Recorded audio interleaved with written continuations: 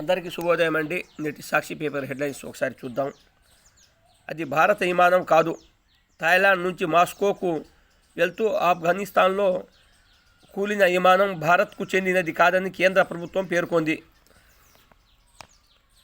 Russia ఆక్రమిత Ukraine భూభాగంలోని ఒక మార్కెట్పై జరిగిన దాడిలో 25 మంది ప్రాణాలు కోల్పోయారు. 4 రోజుల్లోనే ఆపేసేవాళ్ళం. ప్రధాని పదవిలో కాంగ్రెస్ నేత ఉంటే మణిపూర్లో హింసకు 4 రోజుల్లోనే పులిస్టాప్ పడి ఉండేదని రాహుల్ అన్నారు. సెలవుపై ఎయిమ్స్ వెనక్కి. అయోధ్యలో ప్రాణ ప్రతిష్ఠ సందర్భంగా ఓపీ విభాగానికి సెలవు ఇస్తూ తీసుకున్న నిర్ణయంపై ఢిల్లీ ఎయిమ్స్ వెనక్కి తగ్గింది.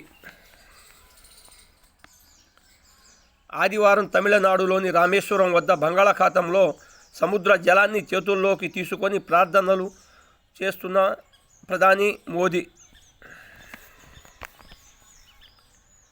అయోధ్యలో నేడే రామ్లల్లా ప్రాణ ప్రతిష్ఠ, అంతా రామమయం.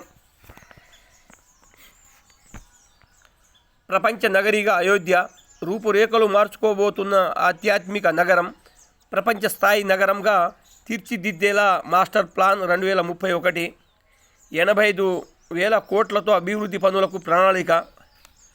సరయూ నదిలోకి చుక్క మురికి నీరు రాకుండా ఎస్టీఎఫ్లు, ప్లాస్టిక్ వ్యర్థాలను ఇంధనంగా మార్చే రీసైక్లింగ్ యూనిట్, నిత్యం 3 లక్షల మంది భక్తులు వచ్చినా తట్టుకునేలా చర్యలు, 1,00,000 ఎంకన్న లడ్డులు, 2 గ్రాముల బంగార రామాలయం.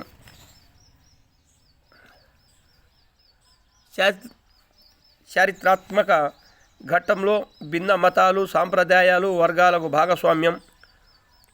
ఉత్సవానికి ప్రధాన యజమానిగా ప్రధాని నరేంద్ర మోదీ. ప్రాణ ప్రతిష్ఠ తర్వాత అతిథులు, ప్రముఖులకు రామ్లలా దర్శనం. ఆధ్యాత్మిక శోభతో వైభవంగా ఎలిగిపోతున్న అయోధ్య పురి. ప్రారంభమైన ప్రముఖుల రాక. నగరమంతటా పటిష్ట బందోబస్తు. దేశమంతటా శ్రీరాముడి నామస్మరణ. నేడు 60కి పైగా దేశాల్లో వేడుకలు.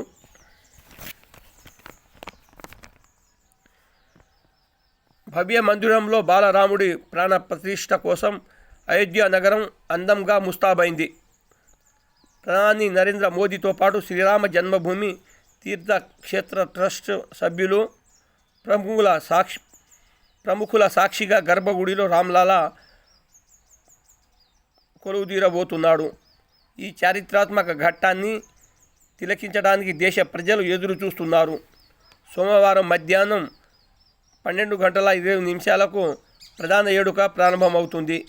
మధ్యాహ్నం 12:39 నుంచి 12:30 వరకు మొత్తం 84 సెకండ్లలో గర్భగుడిలో ప్రాణ ప్రతిష్ఠ పూర్తవుతుంది.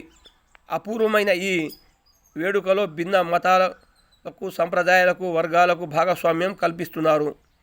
పర్వతాలు, అడవులు, తీర ప్రాంతాలు, ద్వీపాలు తదితర అన్ని ప్రాంతాలకు చెందిన వారు ఒకే చోట ఒక కార్యక్రమంలో పాల్గొంటుండడం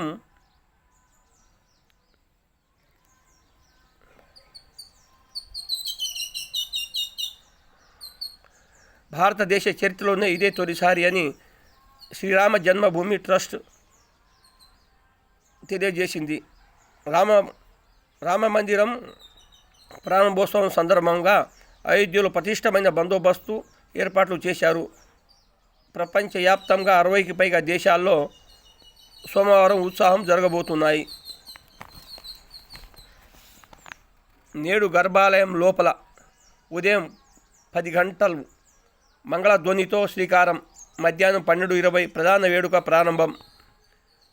12:29 నుంచి 12:30 84 సెకండ్లో గర్భగుడిలో బాలరాముడి ప్రాణ ప్రతిష్ఠ. 7,000 హాజరు కానున్న అతిథులు. 10 లక్షల ఏకకాలంలో వెలిగించనున్న ప్రతిమలు.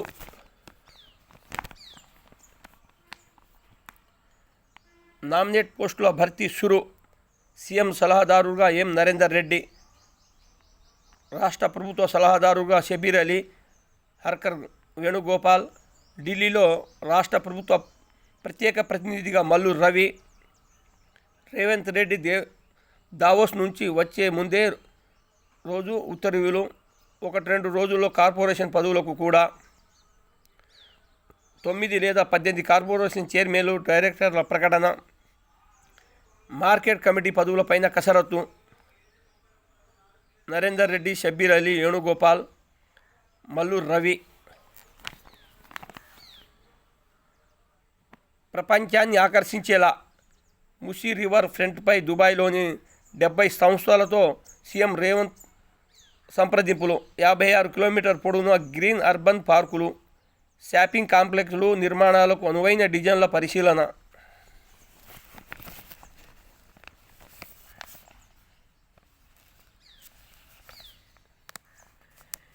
పీజీపై తగ్గుతున్న క్రేజ్. పోస్ట్ గ్రాడ్యుయేషన్ చేసిన పెద్ద ఉద్యోగాలేవి. యువతలో పెరుగుతున్న నైరాశ్యం. పరిశోధనా శక్తి తగ్గుతుందని యూజీసీ ఆందోళన. పరిశ్రమలతో కలిసి పీజీలో మార్పునకు యత్నాలు. కసరత్తు మొదలుపెట్టిన యూజీసీ. ఇంకా తగ్గని ఇంజనీరింగ్ మోజు.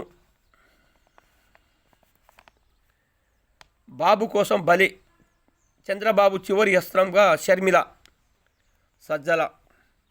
వైఎస్ఆర్ బతికి ఉంటే కాంగ్రెస్పై ఉమ్మేసేవారని విమర్శించి ఆ పార్టీకి మీరే సారథ్యం వహించడం ఏమిటి?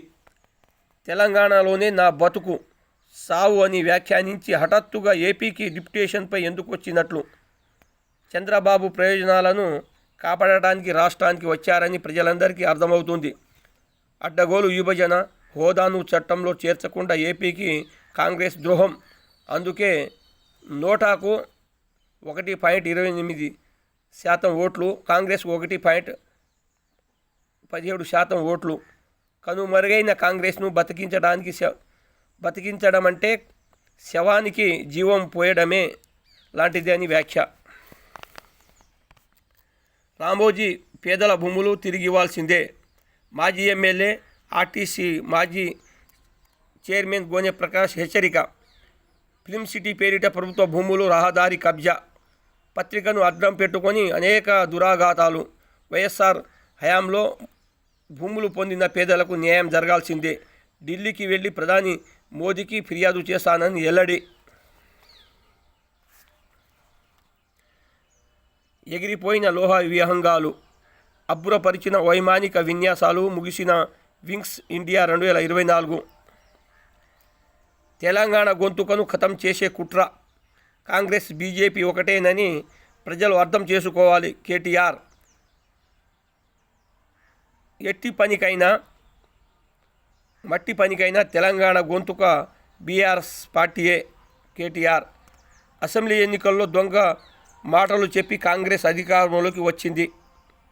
మేము ఇంకో 7-8 చోట్ల గెలిచి ఉంటే రాష్ట్రంలో హంగ్ వచ్చేది. 14 చోట్ల స్వల్ప తేడాతో ఓడిపోయాం. కారు వెళ్ళింది సర్వీసింగ్కే. మళ్ళీ రెట్టింపు వేగంతో పరుగెడుతుంది. సమాప్తం.